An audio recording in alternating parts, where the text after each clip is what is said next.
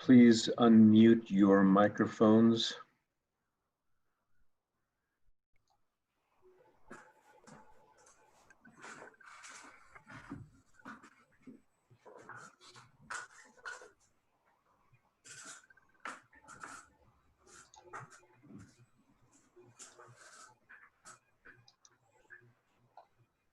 Ajahn Mantri, your microphone is still muted.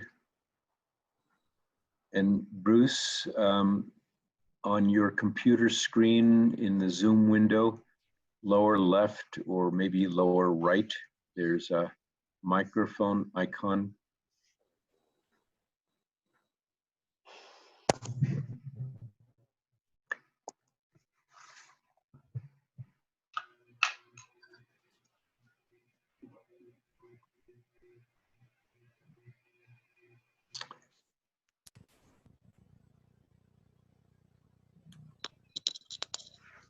How's that?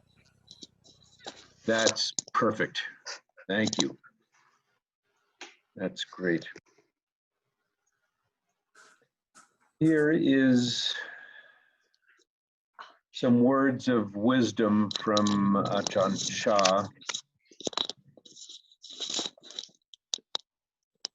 Consider the content of this because of all the years of practice that you've put into this Vipassana.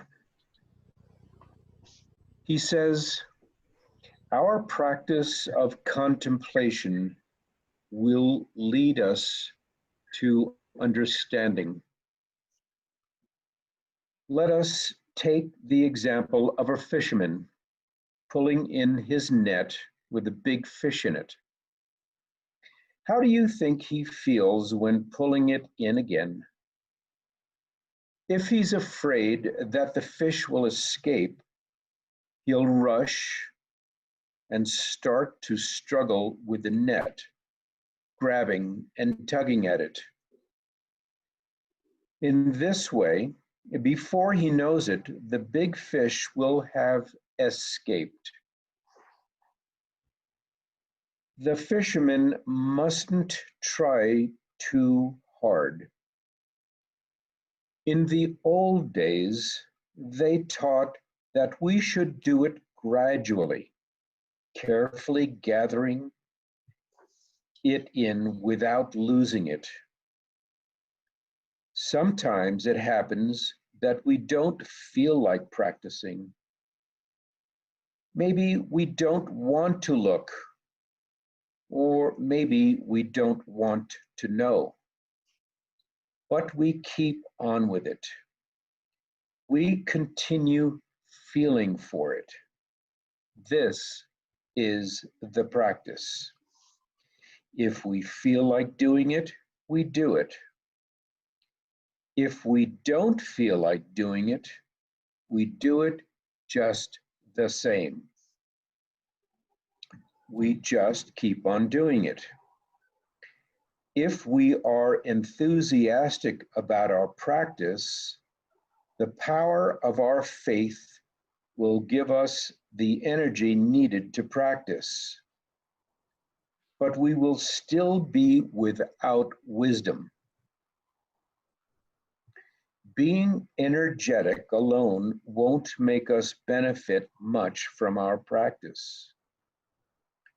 On the contrary, after practicing energetically for a long time, the feeling that we are not going to find the way may arise.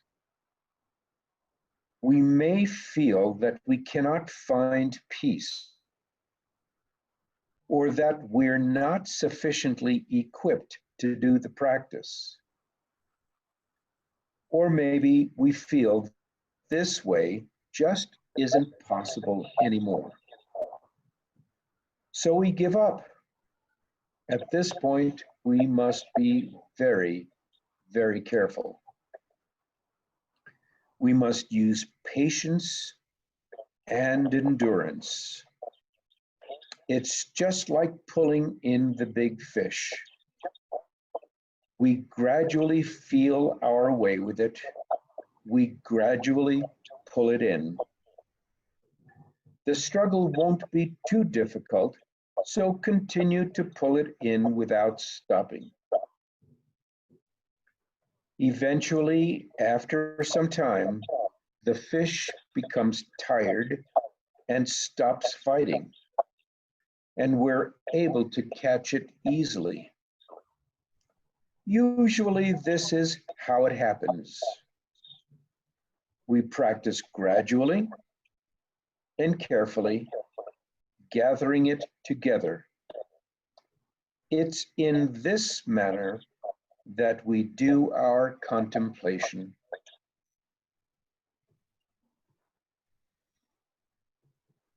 I'm reminded of two situations I was involved with.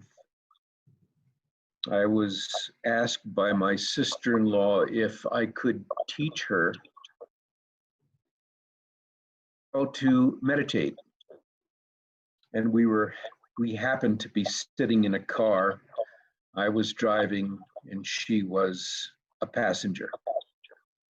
So I gave her clear instructions on how to pay attention to the rising and falling of her breath.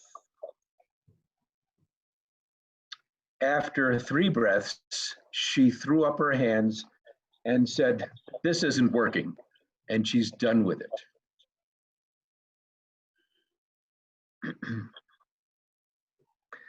Another very interesting story that happened to me was when I was teaching adults here in my hometown. And in this class was a gentleman who loved skiing. And he that weekend chose to ski up the hill so that he could then ski down the hill. And I had given him instructions on how to walk and how to sit. And he decided that he was going to walk up the entire mountainside, fully mindful, fully concentrated. And he started off at the bottom of the hill and gradually, with his skis on, went up the hill all the way to the very top.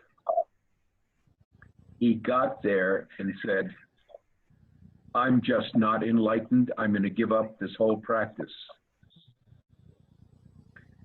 And I remember telling Ajahn Chali about this gentleman, and he said, "This is human nature." So when we see this human nature within ourselves of feeling like we're not getting anywhere, feeling a sense of frustration or low energy or low investment in the practice, remember this poor fisherman as he slowly and carefully reels in his net so that he'll have something to eat himself and feed his family. And I'd like to remind those of you who experience these ups and downs in practice, which are very much human nature, that when this is happening to you in your practice, reach out to the teachers that are around you, practitioners who have been on the path for a long time, because we have all dealt with these issues in our practice. And it's only through persistent, steady, calm practice, day after day, hour after hour, that wisdom begins to dawn.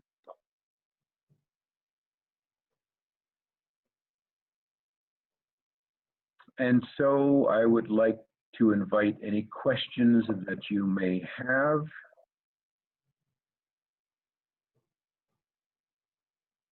About practice, about what I've said.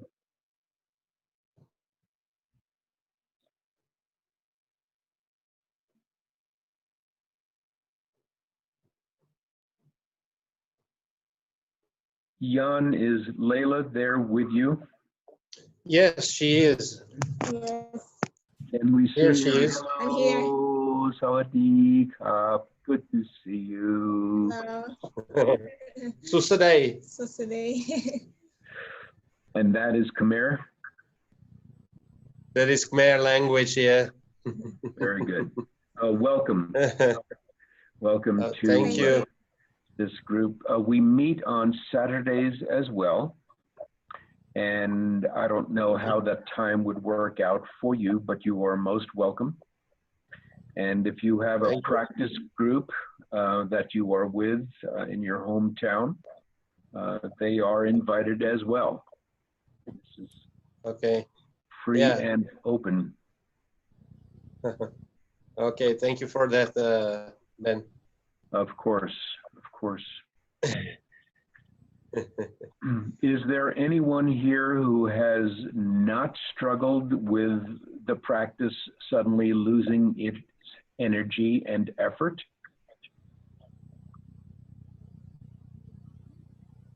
And so we are all that fish in the net, and the fishermen too. Now we use our wisdom in hauling in the wisdom that will liberate us eventually.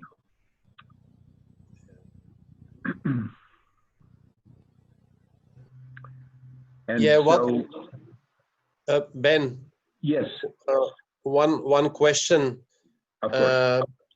During the sitting meditation, when the noting feels like behind, Ah, you know, like you hear something, you hear a bird singing yes. or something else, but the noting comes too late. Have you ever experienced that? Oh, yes. A few suggestions for you, Jan. One is to drop the words. Sometimes the words come way too slow for the speed of the noting, and you can note Yeah. ever so much more when the words are removed as a tool for your mindfulness. The problem is, of course, is when you're not sure if you're noting properly or not. And that's when you would slip the words back in for more noting. Yeah. I know when I was starting out with my teachers, one evening I was saying, am I supposed to be noting after, before, or on the actual action or the sensation? And for the first time, I understood and heard that he said right on the action. But as we all know, sometimes many things come towards us, and we may need to make choices between what we are attending to.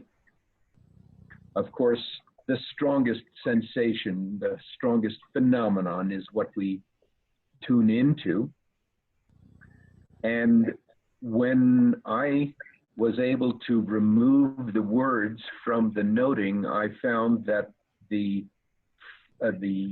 frequency and the speed of the noting increased dramatically. Yeah. So that is something for you to try, Yeah. as long as you are aware that you're noting clearly. Yeah. Yeah. Yeah. Okay. Okay. Thanks for that. Yeah. Tom Brian, do you have any other input on that?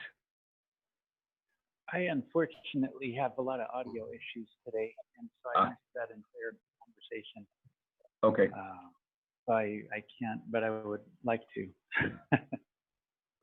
Okay. I can rephrase it quickly. We have just a few moments left before we have to leave. Sure, that'd be great. Jan was saying that he's finding at times that the noting is coming after the phenomenon has arisen. And what techniques have you found to use in your practice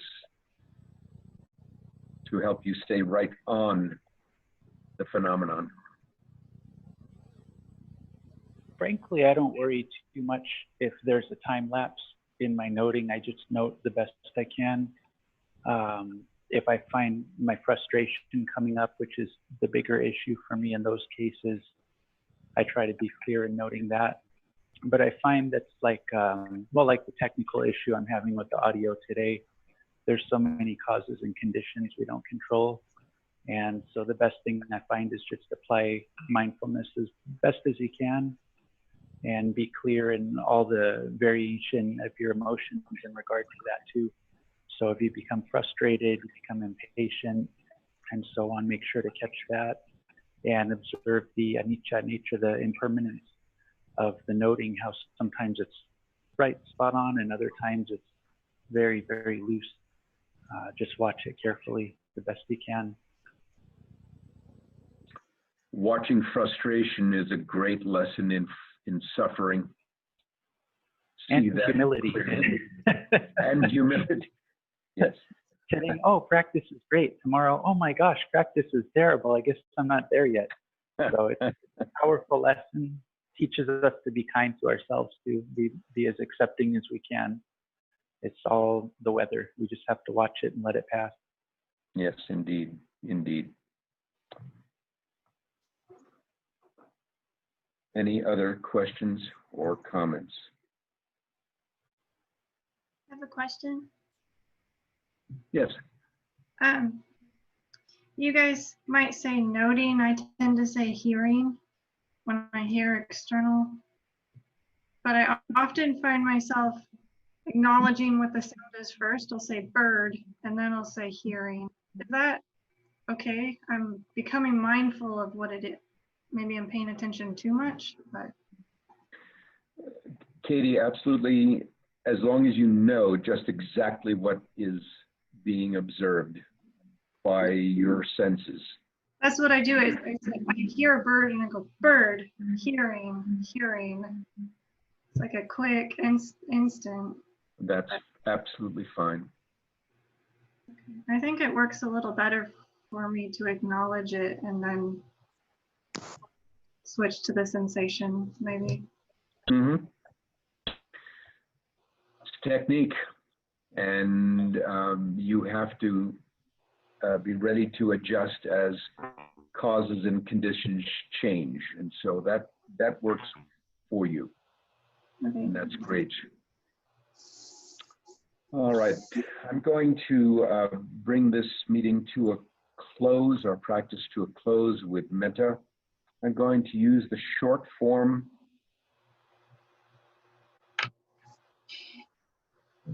sharing the merit with all of my loved ones, my teachers, my community, all sentient beings, and myself.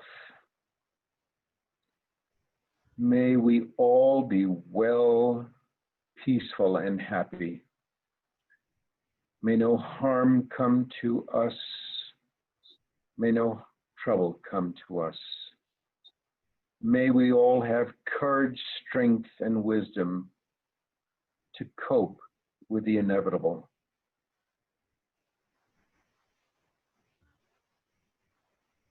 And paying respects to the Buddha, the Dhamma, and the Sangha. Arahang Samma Sambuddho Bhagava Buddhang Bhagavantang Abhiwademi Sawakato Bhagavata Tammo Tamam Namasami Supatipanno Bhagavato Sawaka Sankho Sankhang Namami.